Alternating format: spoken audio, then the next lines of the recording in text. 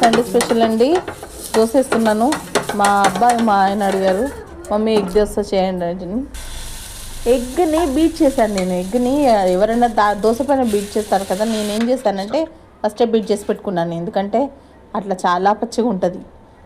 నేను ఇట్లా చేస్తానన్నమాట. దాన్ని స్ప్రెడ్ చేసేసి మూత పెట్టేస్తాను.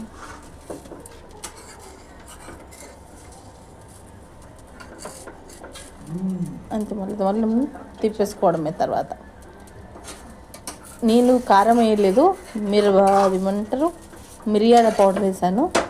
ఓకే, మళ్ళీ మూత పెట్టేసుకుంటే కింద కూడా పచ్చిగా ఉంటుంది అనమాట.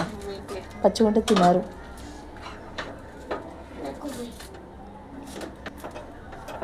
అలా మళ్ళీ వేసుకొని మనం ఒక ప్లేట్లోకి తీసేసుకుంటే రెడీ. విడి దోశ. చూడండి ఎలా పొగలు వస్తున్నాయో. మావారు తింటారు చూడండి. మంచి చల్లగా ఉన్నప్పుడు మా వారికి ఇలా వేడి దోశ తింటే దోశ సూపర్ అనిపిస్తుంది. లైక్ సబ్స్క్రైబ్ చేయండి గాయస్ ప్లీజ్. ఇంకా ఏదన్నా వంట చేసి పెడతాను ప్లీజ్.